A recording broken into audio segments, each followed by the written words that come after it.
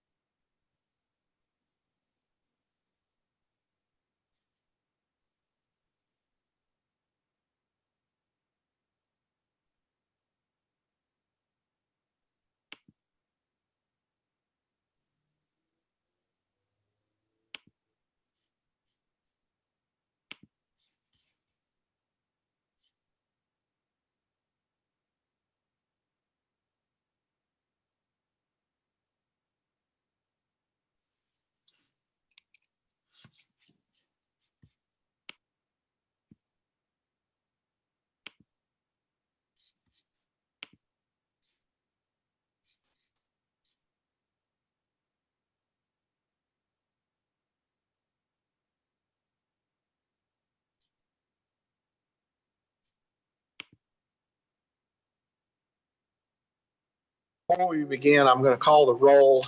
I'll acknowledge who is here present in the room. And then I think we have a couple of members who are here remotely. So I'll ask them to answer that they are present. Present in the room is Councilman Michael Holmes, Councilman Monica Peters, Councilman Britt Moore, Mayor Pro Tem Chris Williams, Councilman Wesley Hudson, Councilman Cyril Jefferson. I'm Mayor Jay Wagner, and I'm present here in the room. Councilman Tyrone Johnson, are you with us remotely? Yes, sir, Mayor, I'm here. Okay, and Councilman Victor Jones, are you with us remotely? Yes, I am. Okay, so we have all 9 members of council are present either in person or remotely. Before we begin our business tonight, I would ask everyone please to stand for a moment of silent prayer followed by the Pledge of Allegiance to the flag.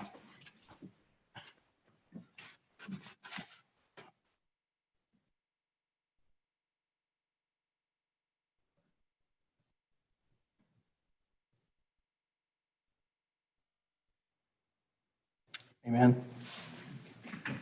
I pledge allegiance to the flag of the United States of America and to the republic for which it stands, one nation, under God, indivisible, with liberty and justice for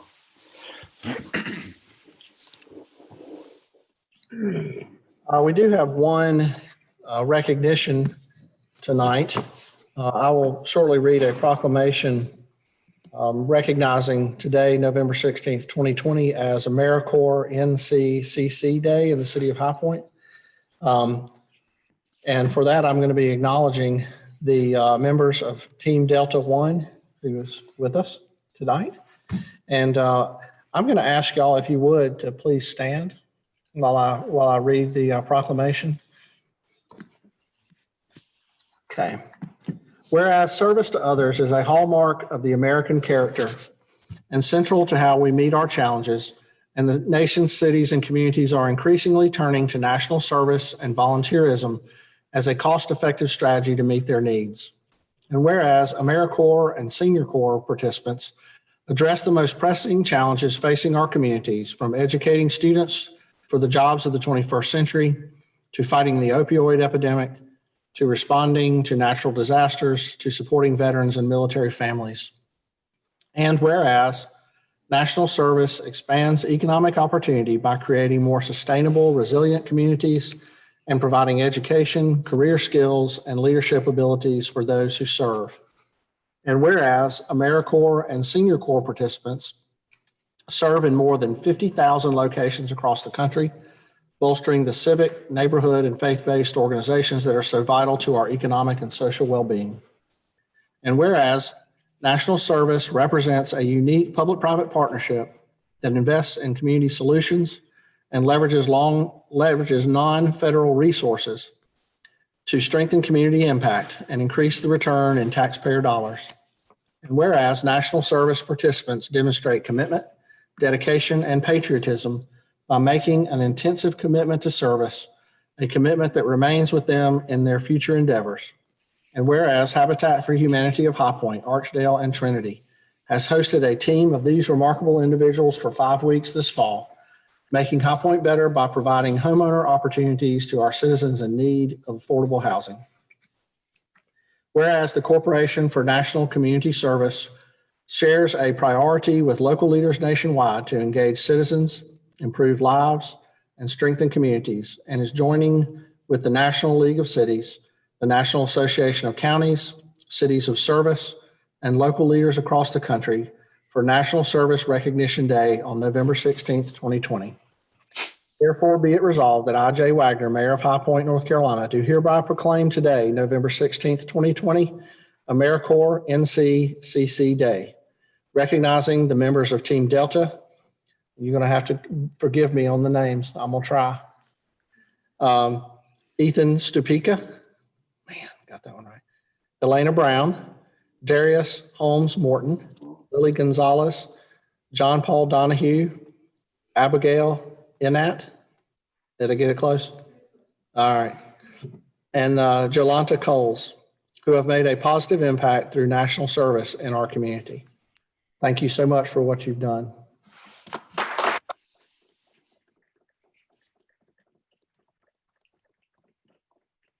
Now we try to get a picture.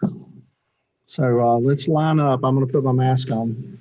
The way we did this last time was we all got in line and then we took our masks off and held our breath. You get on? I can't get on. I can't either. I'm not to tell.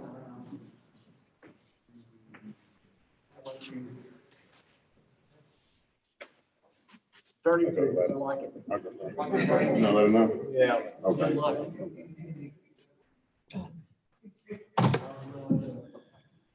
You tell us when we're lined up, and then we're gonna remove and hold our breath so we don't infect each other.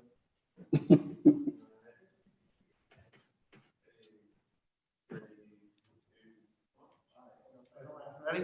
1, 2, 3.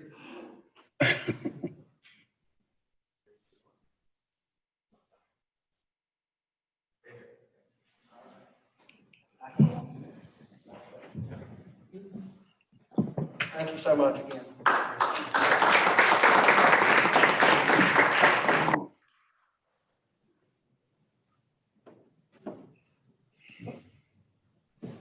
I may need to borrow your temper. You can't get on with something. We'll let you know. Okay. So the first thing on our agenda following this is our finance committee items. There is no, the strategic plan updates on there, but there is no update tonight. So we'll go then to Councilman Brett Moore for the finance committee items. Thank you, Mayor. Before you tonight is our consent agenda for our, from our meeting on Thursday, items 2020-447, 448, 452, and 449. All these were discussed, questions answered and approved, so I am presenting the consent agenda with a motion to approve. Second. There's a motion to approve the consent items. Was that you, Councilman Holmes? Okay, and then seconded by Councilman Holmes. Is there any discussion on any of the consent agenda finance items? Okay, hearing none. I will call the roll for the vote. Councilman Holmes, how do you vote? Aye. Councilman Johnson. Aye. Councilwoman Peters. Aye. Councilman Moore. Aye. Mayor Pro Tem Williams. Aye. Councilman Hudson. Aye. Councilman Jones. Aye. Councilman Jefferson. The mayor votes aye, so that motion is approved by a vote of 9-0. Okay, we do have a couple of public hearing items to discuss tonight. So at this time, I'm going to open the public hearing, and we're going to hear about item 2020-450, which is an interlocal agreement concerning our justice assistant funds, which are referred to mostly as JAG funds. And is Travis hooked up?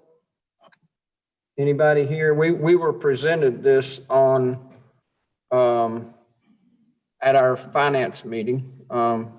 Assistant Manager Eric Almeida is going to step up and tell us a little bit about this.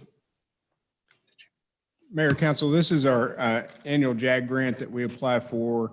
We were successful in receiving that. Let me get the exact number here. Sorry. If you recall back earlier this year, we had indicated that we wanted to use this, these proceeds toward our body worn camera program. So the police department had committed to use that funding towards that for the next 5 years. The total amount of the grant is $49,297.60.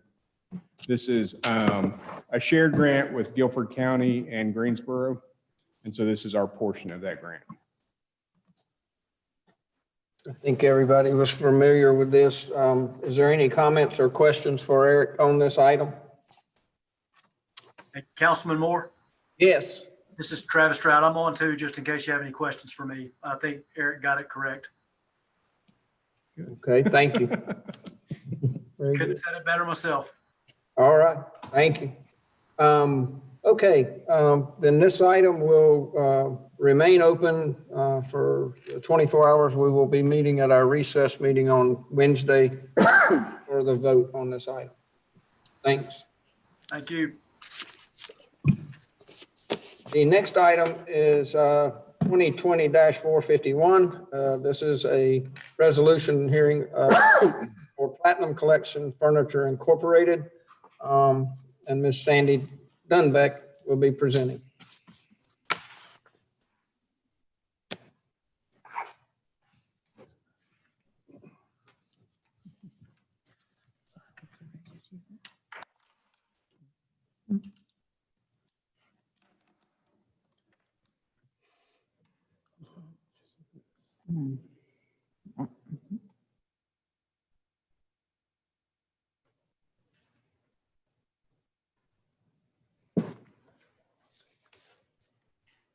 That one's fine.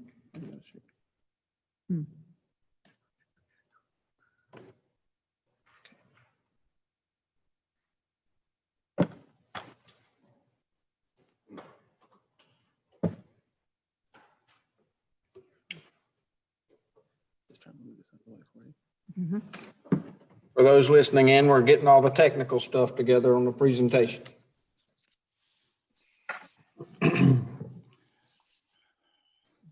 Thank you. Good evening. Oh, I'm Sandy Dunbeck, Executive Vice President of the High Point Economic Development Corporation. And Vice President Marshall Yandel and I are here along with President Lauren Hill, who is with us via Zoom. And we are pleased to present Ariston Hospitality, Inc., a project which will create new jobs, add to the tax base, and renovate an existing building in need of upfits and improvements to its condition. The project will potentially utilize a building reuse grant from the state of North Carolina, should the state fully authorize such a grant. Building reuse grants such as this require a building to be vacant for over 3 months, which 1581 Prospect Street has been, and they also require a matching grant. The company provides the majority of such a matching grant. However, the local community is also asked to provide 5% in matching funds. Due to 1581 Prospect being in the city of High Point and partially in Randolph and Guilford counties, and a wage threshold in Randolph County, which more closely meets the state requirements, Randolph County has agreed to be the applicant for the building reuse grant, and they have also agreed to provide a 20% match should High Point agree to provide the remaining 80% match. These percentages correlate to the percentages that the building is located in Randolph and Guilford counties, and we are so pleased to partner with our Guilford County colleagues and the state of North Carolina. The project involves the creation of 15 new jobs, paying an average wage of $37,147. Those will be created over the first 2 years of the project. And the company will ultimately make an investment of approximately $1,527,000. It is now my pleasure to introduce to this group Tony Tsai of Ariston Hospitality.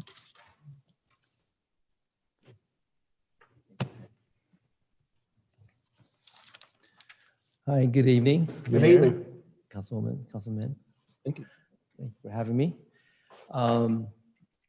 I want to just briefly talk about myself, my company, and share with you, my background. My name is Tony Tsai. I'm born in Taiwan. When I was about 8 years old, my family, we moved to the United States. So I'm a second generation furniture business. My father started the business along with my brother and my sister. My father always joked if he had 3 daughters, he would have been a clothing business instead of furniture.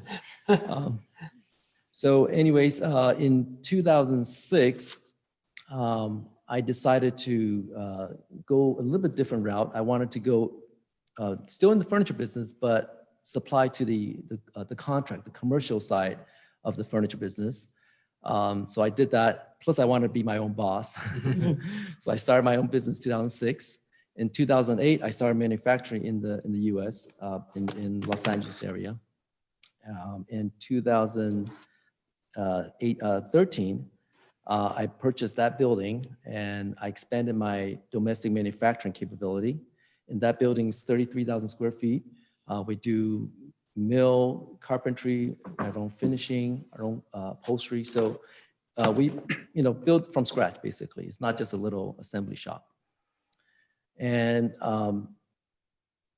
here's some of the product we make. We build for the higher end, upscale boutique hotels, 4 or 5-star hotels, country clubs,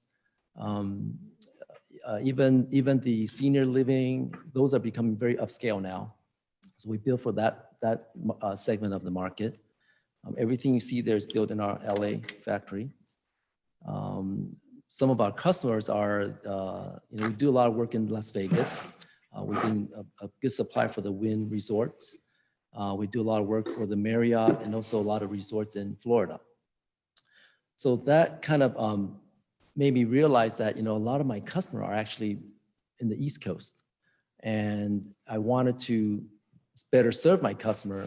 So I thought, what better place to have a factory in High Point, of the long history of furniture making, plus the logistic and geographic location to distribute and deliver to the northern states and the East Coast, and of course the southern states. So this is 1581 Prospect. You can see it needs a lot of work, but the structure is good. The bones are good. Yeah. The foundation's good. The walls are good. The roof needs a new roof. It needs cooling, heating, and the office is from 1968, so it needs to be updated. And this rendering is kind of what I envisioned. I wanted to create a modern industrial building. I think that the bricks are fine. It just needs a kind of give it a facelift and give it a new modern feel. The current front door is actually the little side door.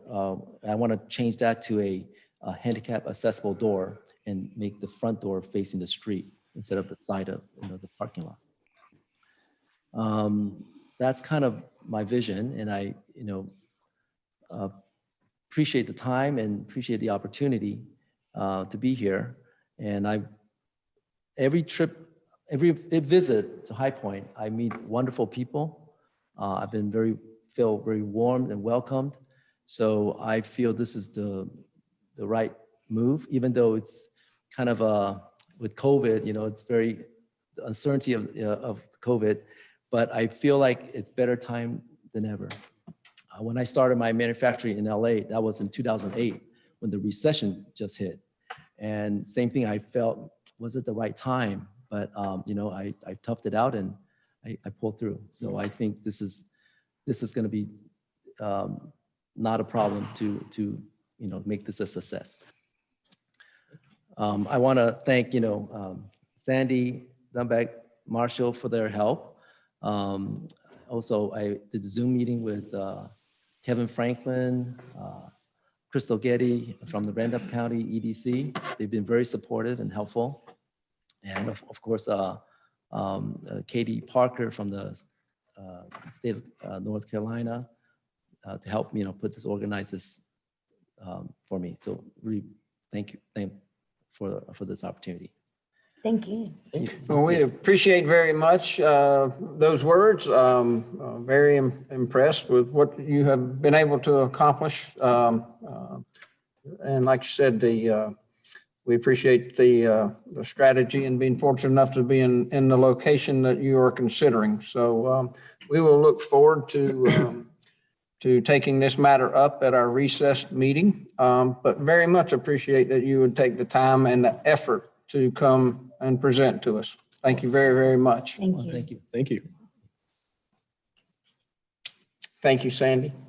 So we will do this one on Wednesday as well, and that will be all I have for finance. Okay, thank you very much. All right. So the next items on the agenda are the Prosperity and Livability Committee items. And for that, I will be turning the meeting over to Councilmember Hudson. Thank you, Mr. Mayor. Our first item up is a I believe Mark McDonald, Director of Transportation, will be handling this.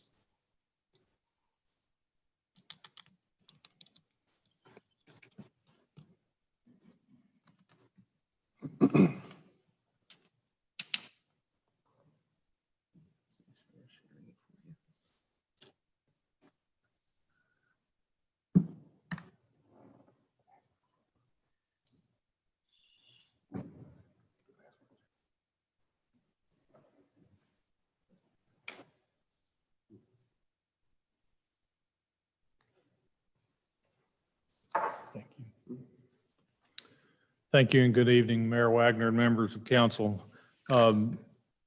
What you have before you tonight from Department of Transportation is our speed limit ordinance concurrences from the North Carolina DOT.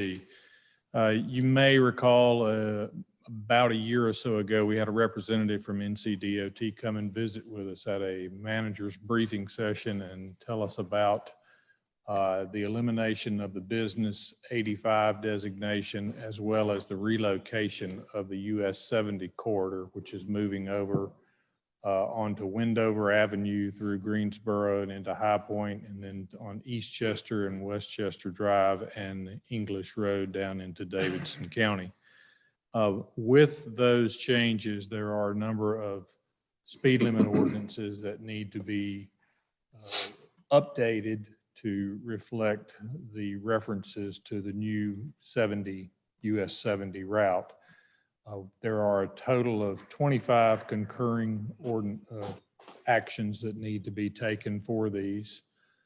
They're a combination of rescinding old ordinances and adopting new ordinances.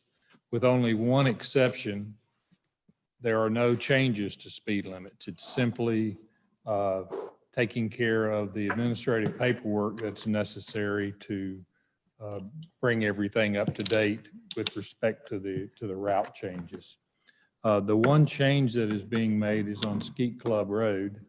With the construction of the widened cross section out there, the improved road that we've been waiting for so long, the design speed for that new 4-lane divided route is 50 miles per hour, and the Department of Transportation is proposing to increase the speed limit that has been posted at 40 miles per hour for many years on the old 2-lane route up to 45. So a 5 mile per hour increase on the new portion of Skeet Club Road.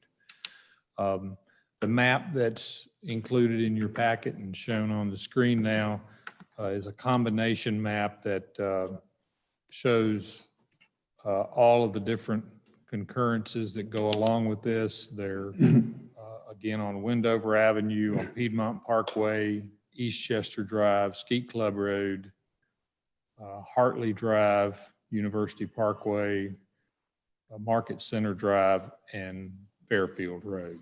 And all of those have some relationship to either the elimination of the 85 designation and or the transfer of Route 70 over onto Wendover and Eastchester. So what we're asking tonight is the approval of those concurring actions. Okay, thank you, Mr. McDonald. Anyone have any questions for Mr. McDonald? McDonald, just to update those who are listening. So my understanding is that this is Mayor Wagner, by the way. The business 85 designation is going to be coming off of business 85. Correct. And Highway 70, Westchester and Eastchester out to Wendover will become Highway 70. And what we've always called business 85 will be US 29. That's correct. It's always been 29 and 70. But so that part won't change. It'll still be US 29 going through town. It's just 70s being diverted onto Eastchester and Wendover, correct? And again, they are eliminating the business 85 designation, which isn't really an official federal highways designation anyway. That's so right. It's just moving 70 over onto another route, and 29 stays on what we've known it as for many years. So our folks will have to get used to new numbers and new names for roads going forward. And when do you expect this change? When do you expect those signs to come down the Business 85 signs to come down and all this to happen? Probably fairly soon, I would think, after these ordinance concurrences are approved. And of course, they've got to get everything else in order. There's quite a bit of it being done. The 85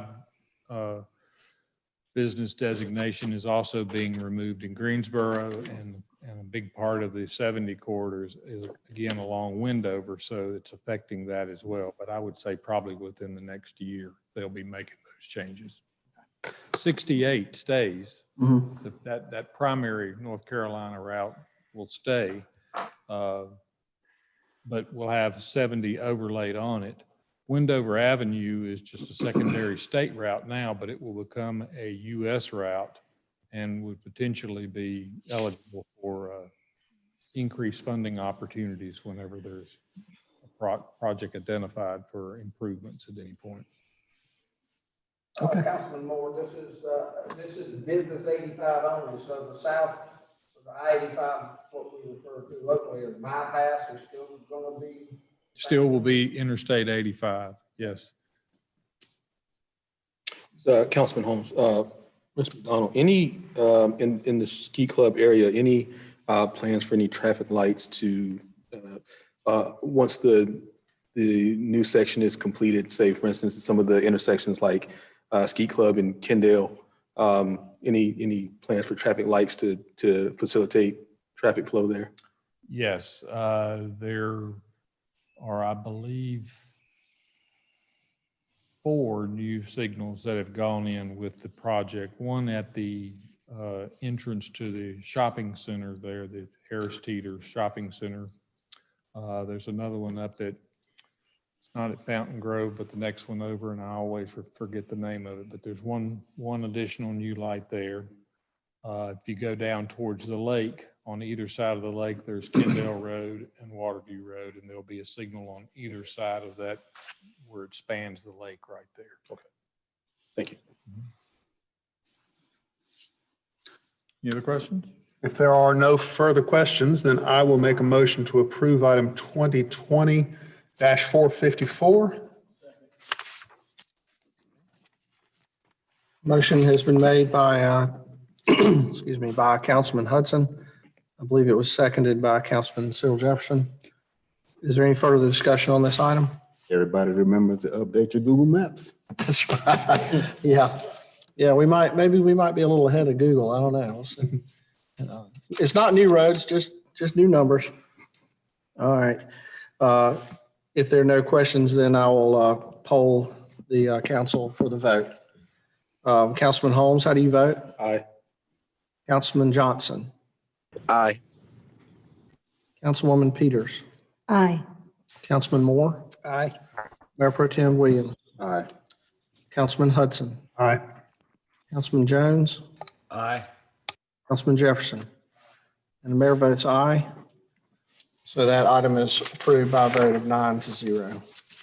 Thank you, Mr. Mayor. Our next item is a welcome sign that we're looking to install on South Main Street, similar to the ones that we already have on North Main. This was brought to us by Councilwoman Peters, so I'm glad to bring it to full council now. Again, Mark McDonald, Director of Transportation.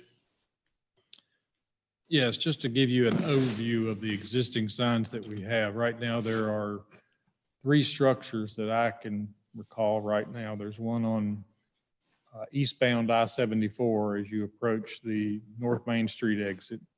There's one out on the far end of 68 North near Regency Drive. That's off to the right side of the road. And then there's another one at the Wendover and 68 Eastchester intersection. This is a picture of the one that's out on I-74. I believe that what you'd be looking to install on South Main Street would be very similar to something like this. This is the intersection that has been looked at for consideration as far as installing a sign. And there's the yellow lines that you see there are approximations of state right-of-way. And we're looking to have the sign constructed within state right-of-way. And there's 2 areas on either side of the Archdale Road intersection along the west side of South Main Street. There's the where there's a little orange diamond there and where the green diamond is up on the north west corner there.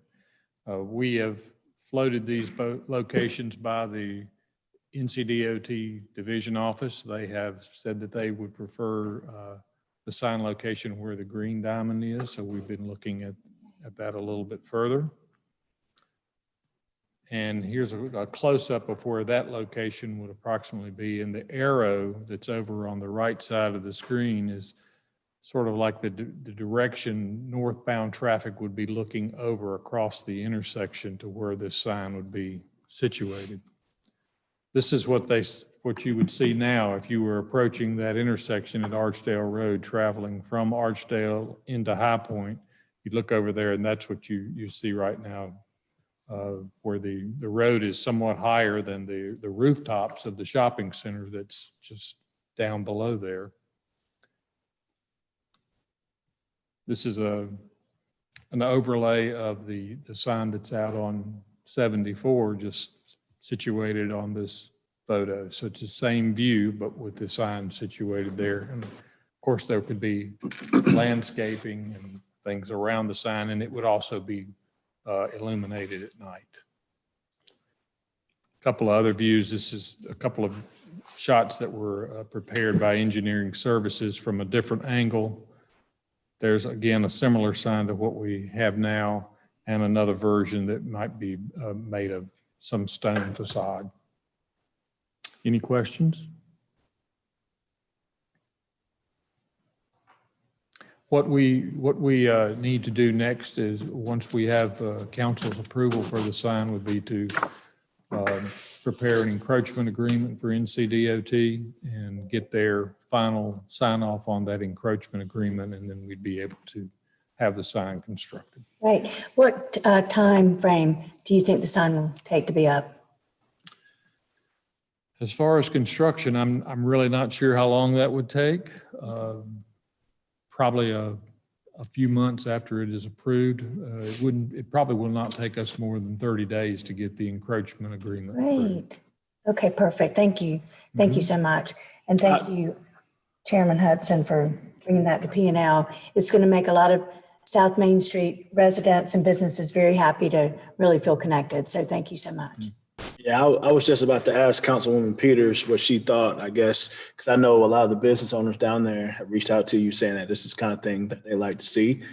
So kudos to you on your advocacy, and I hope this ends up being something that will really help them down there and continue to build on the great economy that we have here in our city. Yeah, and we had a great meeting. I knew Sandy was there and several people, the fire chief and some police officers back earlier in the year before COVID came. And it was really great. There's probably about 50 business owners that were engaged. And, you know, we want to try to do it again now that COVID's out, just to kind of make sure that they're feeling connected and maybe joining the High Point Chamber of Commerce and just kind of all being one big High Point. So thank you so much. That's a great first step in accomplishing that. Hi, this is Councilman Johnson, and I do recall that meeting. I was in attendance for that meeting with the business owners, or some of the business owners on South Main. And this is one of the things that they did mention, and this will make them feel connected to High Point. So this is absolutely awesome. I'm glad to hear this. Okay, thank you. Any further comments? Questions? If not, I will make the motion to approve 2020-454 and authorize staff to proceed with this project. A second. I was looking your way. Okay, there is, this is Mayor Wagner. We've had a motion and a second for approval of this item. Is there any further discussion? Okay, hearing none, I will poll the members of council for the vote. Councilman Holmes, how do you vote? Aye. Councilman Johnson? Aye. Councilwoman Peters? Aye. Councilman Moore? Aye. Mayor Pro Tem Williams? Aye. Councilman Hudson? Aye. Councilman Jones? Aye. Councilman Jefferson? Aye. And Mayor votes aye. That item is approved by a vote of 9-0. That's all for P&L. Thank you, Mr. Mayor. Thank you. Now we'll go to Mayor Pro Tem Williams for the Community Development Committee items. Thank you, Mayor. The first item I have here is 2020-456, ordinance demolition of dwelling at 208 Lawndale Avenue. I will turn it over to Lori for discussion.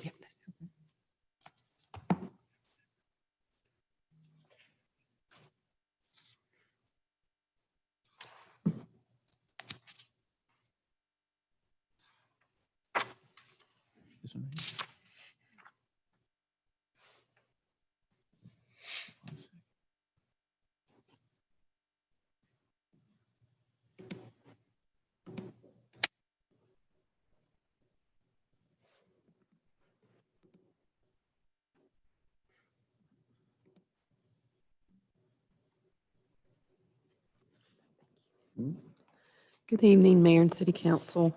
The first case, is it 208 Lawndale? I just want to make sure that I do have it in the right order. Okay. I'm going to ask that we place this in pending until the January 4th meeting. I spoke to the granddaughter of the owner this afternoon, and they actually did show up. I don't know if they were going to try and stay for a while, and had a discussion with them about the property and with some family issues that have arisen in addition to COVID over the last few months that they did not really communicate to us, but brought to my attention today. I told them I'm willing to meet with them another time, maybe the next week, to discuss their timeframes. They seem to think they can have the house completed. So I wanted to give them an opportunity to provide that information to me to make a decision. All right. Thank you, Lord. I agree. We discussed this a little earlier today. And so I would like to make the motion to put item 2020-456, demolition of dwelling 208 Lawndale Avenue, into pending. Second. Hey, there's a motion made by the Mayor Pro Tem, seconded by Councilman Holmes to place this item in pending. Is there any discussion? Okay, hearing none. Councilman Holmes, how do you vote? Aye. Councilman Johnson. Councilman Johnson, how do you vote? Aye. Councilwoman Peters. Aye. Councilman Moore. Aye. Mayor Pro Tem Williams. Aye. Councilman Hudson. Aye. Councilman Jones. Aye. Councilman Jones, how do you vote? Aye. Councilman Jefferson. Mayor votes aye. So that item is placed in pending by approval by a vote of 9-0. All right. Next up is item 2020-457, demolition of dwelling 311 Park Street. This property we originally inspected in August of 2019 and held a hearing in September 9th of 2019. No one appeared for the hearing. An order to repair or demolish was issued on the same date and with a compliance date of October 9th of 2019. The property, we've not heard from the owner. Obviously, no repairs have been made. And they are delinquent in property taxes, $9,191.20, years 2011 through 2020. All right. Is there any questions for staff? All right, for the record, Madam Clerk, I would ask, have we received any, anything for or against this item? We have not received anything. Thank you. In that case, I will make the motion to approve item 2020-457, demolition of dwelling 311 Park Street. Second. Yep. Motion and made by the Mayor Pro Tem, seconded by Councilman Hudson. Is there any discussion? Okay, hearing none. Motion is for approval of the ordinance for demolition of the dwelling at 311 Park Street. Councilman Holmes, how do you vote? Aye. Councilman Johnson. Aye. Councilwoman Peters. Aye. Councilman Moore. Aye. Mayor Pro Tem Williams. Aye. Councilman Hudson. Aye. Councilman Jones. Aye. Councilman Jefferson. Aye. And Mayor votes aye. That ordinance is approved by a vote of 9-0. All right. Next is item 2020-458, demolition of dwelling 804 Meredith Street. I'll turn it over to Lori. This property both the owners are deceased, and Shirley LeGrand is the estate administrator. And she was just to know, she was notified of everything to do with the case. We made an inspection originally on October 10th of 2019, held a hearing on December 31st of 2019. No one appeared for the hearing. We issued an order to repair or demolish with a compliance date of February 10th of 2020. And nothing has happened to the property since then. Ms. LeGrand did call the inspector before the hearing date and left a message that she would be out of town the day of the hearing. The inspector did call Ms. LeGrand back and advised she advised the inspector that the city can tear the house down. And the inspector then advised that a lien would be placed on the property for the cost of the demolition if we did do that. And they are delinquent in property taxes in the amount of $9,123.59 for the years 2008 through 2020. Thank you, Lori. Is there any questions for staff? Lori, after these properties are torn down, the lot then becomes property of the city?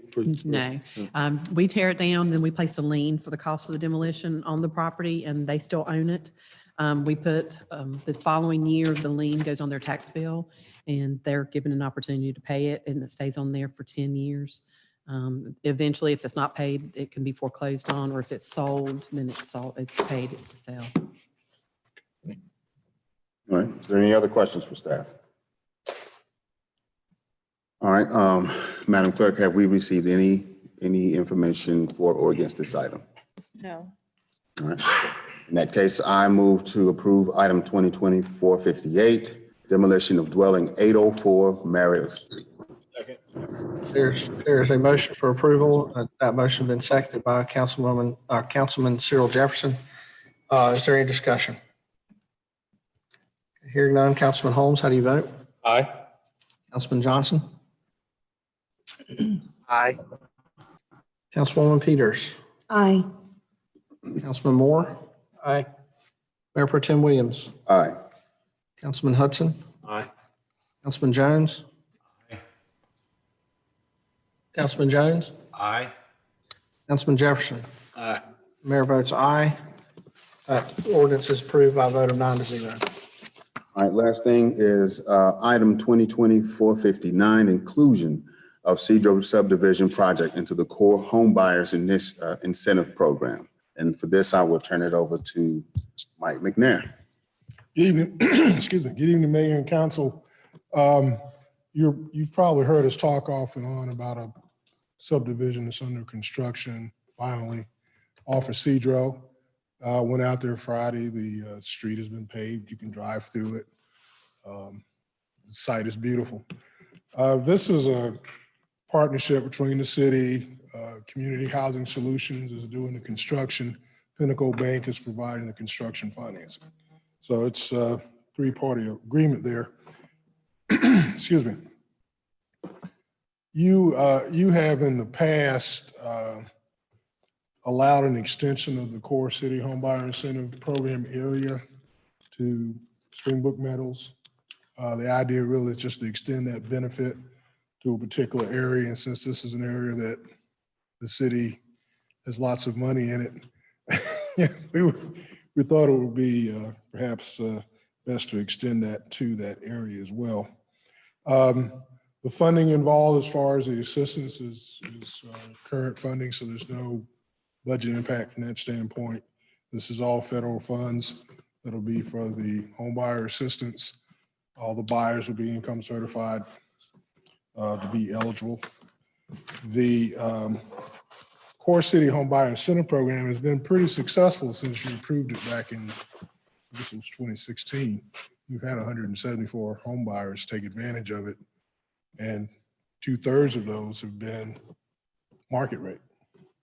So that's it's accomplishing the objective that we initially wanted, which was to diversify incomes in the core city. So this is, again, this is a request to extend that to the Cedro subdivision.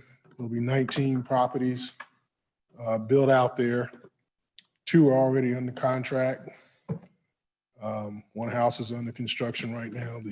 I talked to the agent today. She says people are hassling her about they want to pre-buy. So it's going to be a hot spot over there. So we're feeling pretty good at that. So we would ask that you authorize us to include that in the program area. You can see it on the map that I included on the attachment, that it's that little square to the right of the core city that you see. And also, if you want to look at the map that I included, there's a site plan showing the layout, and you can see renderings of the two houses that are actually under construction. So you have any questions of me? Not a question on my part, just a kind of statement. I appreciate the efforts that the city and your department has made towards this. It goes beyond just affordable housing, but home ownership, which has generational impact. So that, and then the expansion of what we've done in the past has proved beneficial. So that's all I have to say. Does anybody else have any questions or? What's the current status of that funding, Mike? I mean, are you near the end of it, or is there an end piece to it? Is there a set amount for a certain amount of time? Well, we do a new allocation every year as far as the federal side. You do an allocation from the general fund side. So that's been continuing to roll forward. And before I forget, I'd be remiss if I didn't acknowledge the role of HPU in this project, because without them, it wouldn't happen. Right. They saved us a lot of money by contributing the dirt that went into. It was a bunch of that dirt. area. It was a big pit. Yeah. So we had 30,000 cubic yards of dirt come over. A lot of Fill dirt. That in. That would have been very expensive. It would have been not doable if it were not for that. Yes, sir. We budget that on a regular basis in our action plan, and things are pretty steady. Pretty steady. Any other questions? Yeah. I'll just echo what the Mayor Pro Tem said. This Mayor Wagner. Homeownership is so important to the stability of our neighborhoods. He said, it can be a multi-generational impact, and that's true. Not only for stability of families, but for building wealth as well. Most Americans build their nest egg through their homeownership. So it's a great thing for getting more stability into our neighborhoods in the core, and helping our stability of our city, and helping folks have strong families and build wealth for their family. So it's a great program. I'm glad to hear that since we started, we're 4 years into it, and we've had so many folks who've taken advantage of it, and I look forward to being able to continue it in the future. Thanks, sir. Look forward to it as well. I'd like to reiterate, same thing, kudos. This is how these projects are supposed to work.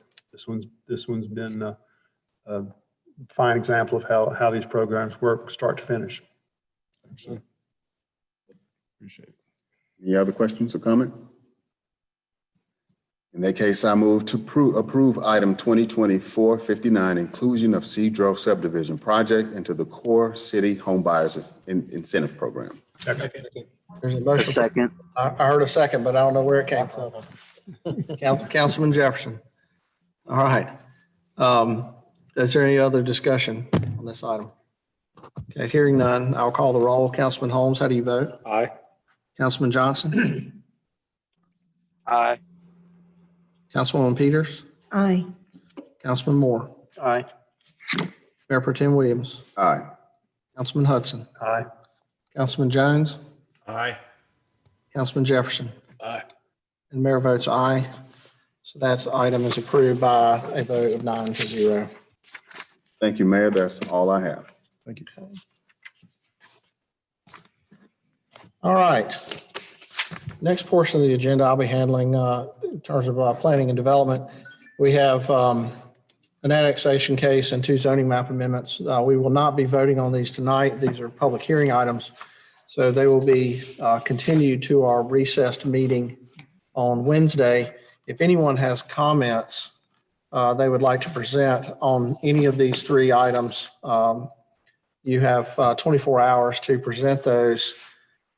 They can be They can be presented. What's the email? You can either call the city, you can drop them in the utility drop box on either side of City Hall, or what is the email address? Public comment at highpointnc.gov. Okay, so if anyone has any comments, that's the 3 ways to get it. Obviously, you can also email any member of council. Our email addresses are on the city website. So with that, I will turn the meeting over. I believe Herb Shannon, you're going to be presenting this for us. So as soon as we get our technology lined up, I will recognize Mr. Shannon for the presentation.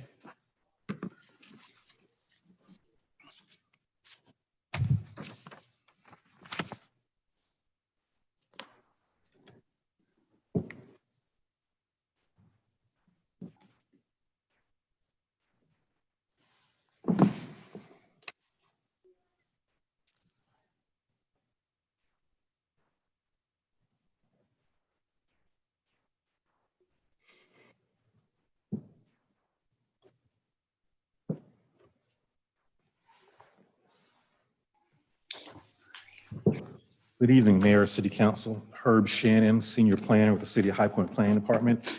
And your next 2 agenda items, annexation case 20-06 and zoning map amendment 20-18 are related. So staff will provide a combined presentation. However, when you do reconvene to vote on this Wednesday, you wouldn't need to vote on them separately. These 2 agenda items pertain to a 6.8 acre parcel in the northern portion of the city's planning area. This is a screenshot of the wide view of this northern portion of the city's planning area. Those areas you see highlighted in white are lands that have already part of the City of High Point's corporate limits. Those areas are gray are still in unincorporated Guilford County. And that area highlighted in red is the site in question for this evening. It's located along the south side of China Road, approximately 1,300 feet east of Sandy Ridge Road. And if you're familiar with that area, it's located near that rear entrance or exit of the farmer's market. In regards to the annexation request, the applicant is requesting to annex this property into the City of High Point's corporate limits in order to have access to city utilities to facilitate development of an industrial project. This property is situated in the northern portion of the city's planning area. The High Point's planning area extends all the way up to I-40. And there have been a number of annexations in this portion of the city's planning area since the 1990s. As you can see, the site does abut the city's limits. To the east, there's an industrial development that's already in the city directly east of it. And there's several other industrial developments to the east, west, and south that have been annexed over the years. This annexation petition represents a logical progression of the city's annexation policies for this area, as the site does abut the city's corporate limits. You do have city services and service vehicles already established in this area, and the annexation would not negatively impact the city's ability to provide services. In regards to the zoning map amendment, the applicant is requesting rezoning or to establish city zoning for this property. Currently, under Guilford County, this zoned residential single family 40. The applicant's requesting rezoning to the Employment Center or EC district to facilitate development of a 79 square foot warehouse and distribution facility. And the applicant has also noted there may be some minor manufacturing use also. The adopted land use plan designates this portion of the city as restricted industrial. And this is a copy of the adopted land use map for this northern portion of the city. Those areas that are highlighted in that purple shading are designated on the city's land use map as restricted industrial. And if you look at the zoning to the east of the site, you see several industrial developments that have conditional use light industrial. There's also some to the west on the opposite side of Sandy Ridge Road. So there have been industrial zonings established in this area. I would note for the record, when you see that conditional use light industrial, those projects were conditioned to meet the corporate park standards. That's the former corporate park district. That district had some site limitations as far as you only allow 45% building coverage. So what a lot of developers did, they request rezoning to conditional use light industrial so they can have more building coverage, but then restrict the site to all other corporate park standards. With the adoption of the new development ordinance in 2017, the corporate park district was eliminated. The employment center or EC district was established, and that was specifically for areas designated as restricted industrial. And all those conditions that you used to have on uses and so forth have been formulated so that you don't have to do that anymore. The EC district is specifically designed for this portion of the city. And those former CULI districts are equivalent to the now established EC district that the applicants are requesting for this area. That eliminates the need for having those conditional use LI district. The EC district takes care of all those issues and concerns that council had for development in that area. And the EC district does allow the allowable warehouse and distribution and minor manufacturing that the applicant is requesting for this area. Therefore, staff is recommending approval of establishment of the employment center district on this property. The request is consistent with adopted policies. The land use plan and the Northwest Area Plan designates the area of the proposed zoning map amendment as restricted industrial, which supports warehouse distribution and minor manufacturing. And the request is reasonable and in the public interest, as the allowable DC district allowable uses in its building and site design standards are similar and compatible with previous CULI conditional zoning approvals granted in this area. This request was reviewed by the Planning and Zoning Commission at their October public hearing, and the commission recommended approval.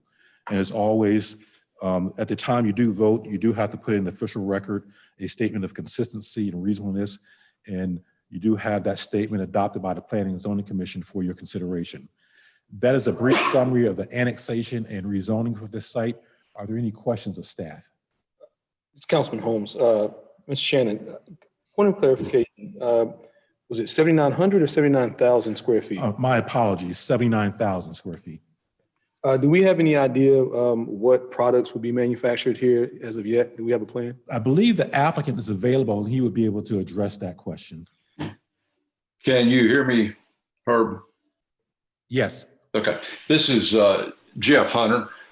We are, and just to tell you briefly of myself, I'm a longtime resident of Kernersville, was the president of Pope Companies, was there for 35 years and retired 3 years ago, and have started back doing some development. And I purchased this property about 18 months ago, looking at that area being an area similar to what we did in Kernersville with South Park, where we created about 2.5 million square feet of space there that was mostly distribution and light manufacturing. This particular site, I'm working with 2 or 3 different companies, one being a Fortune 200 company. Theirs is mostly just light assembly. There's really not a manufacturing. There's more of a assembly of their product that they would be shipping out, more of a last mile type delivery, since we're so close there to I-40. So, Mr. Hunter, is this furniture assembly or industrial equipment assembly? What type of assembly would be? No, it would be more, and I can't say who it is, but it'd be more on the lines of one of the larger home improvement companies. Thank you. Anyone else have any questions for staff?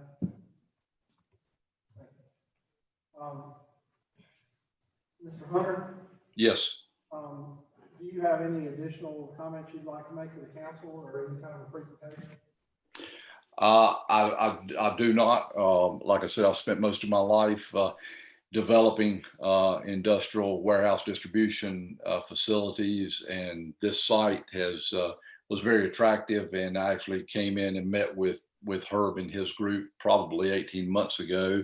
And then I started building some insurance offices around the state of North Carolina. And now that the economy has kind of switched back to the need for this distribution, I've started getting a lot of calls on it. So to save time is one reason I want to move towards this rezoning and annexation, so that we would be 3 or 4 months faster in producing a facility should one of these deals work out. Anyone have questions for the applicant?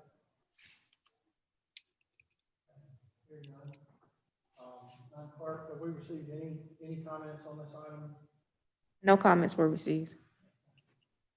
Okay, so this item will remain open for comment from the public for a period of 24 hours, and the council will take this item up at our recess meeting at 5:30 on Wednesday. Next item is zoning map amendment 20-19. I'll go back to Mr. Allen for briefing on that item. Yes, Herb Shannon, City Planner. The next item, zoning map amendment 20-19, is a continuation of the city's comprehensive zoning map amendment project. I believe you've seen quite a few of these. This specific request is focusing on various townhomes and multifamily developments in the northeastern portion of the city, lying along the north side of West Wendover Avenue between Tarrant Road and Morris Farm Road. The purpose of the comprehensive zoning map amendment project is to review and evaluate the zoning of land throughout the city, identify areas where zoning is out of sync with existing policies, and propose appropriate changes for those areas. This is part of a group of changes that council initiated in October of 2019. And these various properties were annexed and attained their current zoning between 1994 and 2002 under the former development ordinance, which was replaced in 2017. Many of the conditions pertaining to these developments were regarding road improvements, access, landscaping, and all these projects have been completed. And the intent is to remove those obsolete and outdated zoning conditions while maintaining the base zoning. And I'll go through real briefly each one of these developments in this area. The first one at the southern part of the map is the Laurel Bluff apartment complex. That project was annexed and obtained its current zoning in 1994. There were conditions pertaining to vehicle access, dedicating a right-of-way, installing a turn lane at this entrance. All of those conditions have been met. All those improvements are in. This site's completely developed. And the primary purpose is to remove that conditional use zoning from 1994 as all those conditions have been met. And staff is recommending rezoning from conditional use residential multifamily 16 to just the base district of RM 16. The next project is just north of that, Tarrant Trace Townhome Development. That property was annexed and obtained its current zoning approval in the year 2000. It is completely developed. There were conditions regarding access, installing a turn lane at entrance and access to the greenway. As part of the approval of that project and its development, all those conditions and improvements have been met, and staff is recommending rezoning from conditional use RM 16 to RM 16.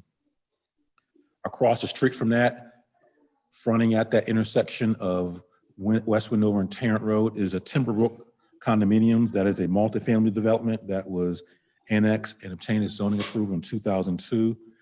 It had conditions pertaining to access restrictions and right-of-way dedication.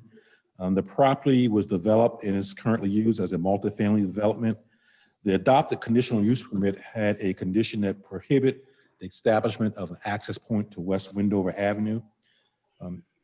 All of these cases, we touched base with the appropriate departments to see if there are any issues of concern. The Transportation Department desired to keep that condition in place, and thus they've requested that the Timberbrook development be removed from this application. Planning and Development Department is recommending that it go forward.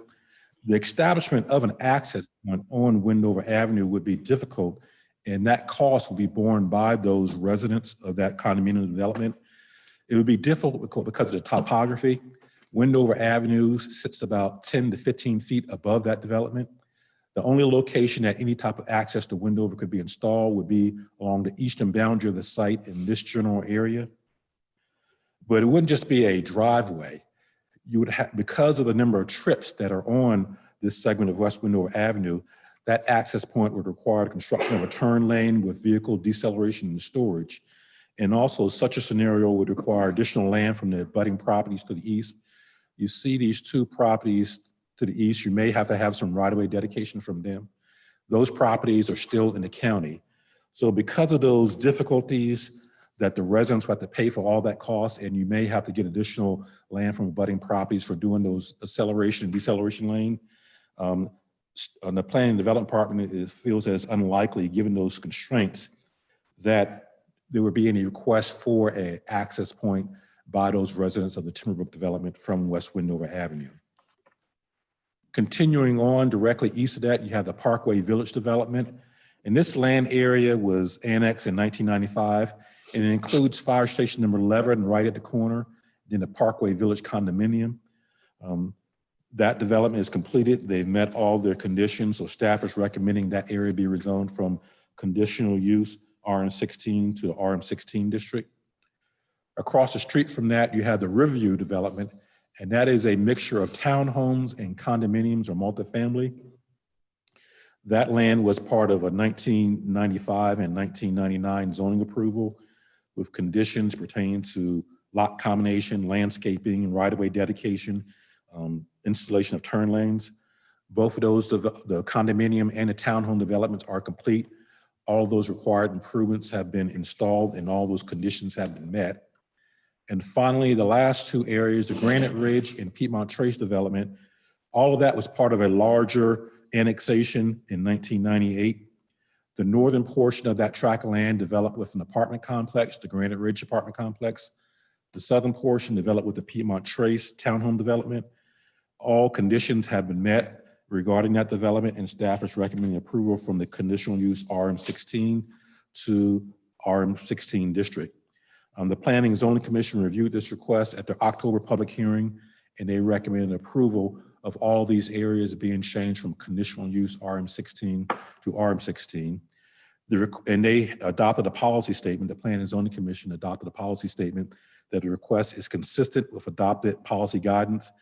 The proposed conditional zoning map amendments are supported by the medium density residential land use designation for those areas as contained in the adopted land use plan, and that the request is reasonable in the public interest as the amendments are needed to remove unneeded restrictions on the properties and to remove the conditional use zoning districts that cannot be amended.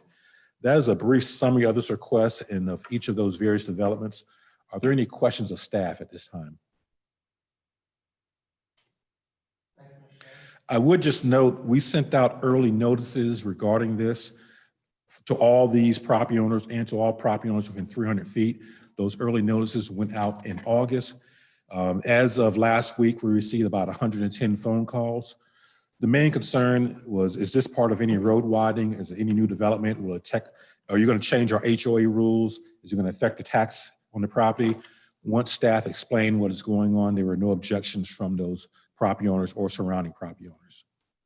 This is Mayor Pro Tem Chris Williams. That's so common with this process that's the first thing people are asking. I don't know how you can do any more to kind of get that information out to them, but that's the majority of the calls I get once those notices go up.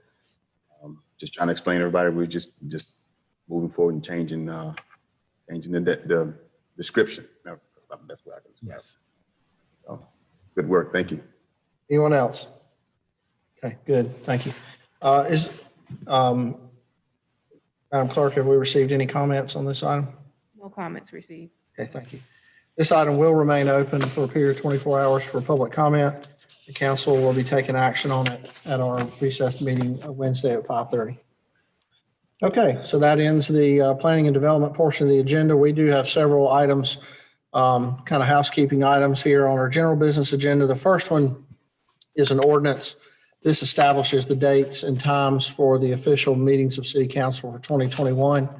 To my knowledge, we are sticking to our first and third Mondays at 5:30 schedule. I believe, did we go ahead and pull out the, so with the cancellation of the January 18th meeting due to the, and rescheduling it till Tuesday, January 19th due to the MLK holiday, cancellation of the April and October 2nd meetings due to the furniture market, and cancellation of the July 5th meeting due to the July 4th holiday, and the September 6th meeting due to the Labor Day holiday. So with those exceptions, we will be meeting as scheduled on the Mondays, first and third Mondays during 2021. And I move for approval of that item. Second. Seconded by Councilman Hudson. Is there any discussion? Okay, hearing none. Councilman Holmes, how do you vote? Aye. Councilman Johnson? Aye. Councilwoman Peters? Aye. Councilman Moore? Aye. Mayor Pro Tem Williams? Aye. Councilman Hudson? Aye. Councilman Jones? Aye. Councilman Jefferson? And mayor votes aye. That item is approved by a vote of 9-0. Next, we have an appointment, a reappointment of James LeGrand to the High Point Housing Authority Board. This is effective December 22nd of 2020 and will expire December 22nd, 2025. And I move for approval. Second. Seconded by Councilman or Mayor Pro Tem Chris Williams. Is there any discussion on this item? Okay, hearing none. Councilman Holmes, how do you vote? Aye. Councilman Johnson? Aye. Councilwoman Peters? Aye. Councilman Moore? Mayor Pro Tem Williams? Aye. Councilman Hudson? Councilman Jones? Aye. Councilman Jefferson? And mayor votes aye. That item is approved by a vote of 9-0. We have some minutes to be approved. Anyone have any changes or corrections to the minutes? Motion to approve. Second. Okay, I think we have Councilman Brett Moore with the motion to approve, seconded by Councilwoman Peters. Any discussion on the minutes?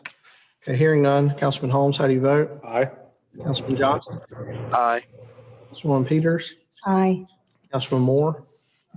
Mayor Pro Tem Williams? Aye. Councilman Hudson? Aye. Councilman Jones? Aye. Councilman Jefferson?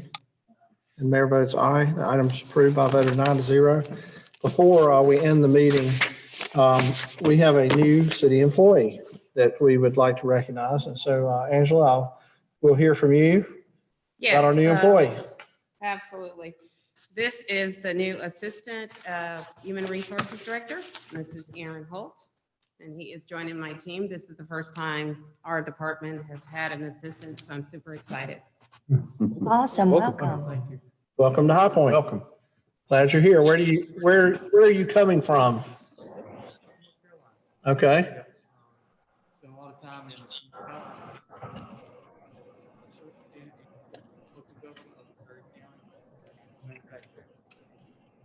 Awesome. all in HR in a short period of time in IT. Excellent. Well, that's always helpful. Always helpful. Excellent. Thank you. We're glad to have you here. Welcome to High Point. Welcome to High Point. Welcome aboard. Thanks, Angela. All right. Instead of adjourning tonight, because we're leaving some matters open till Wednesday, I'm just going to declare this meeting in recess until Wednesday at 5:30 when we will reconvene.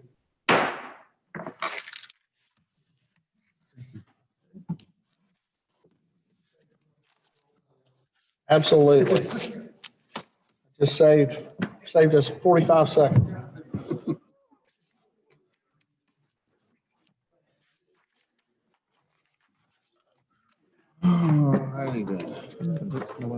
Efficiency.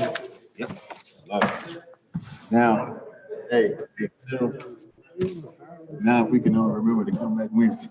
Now we can all remember to come back Wednesday. Not the time to bring it up, I guess. It's like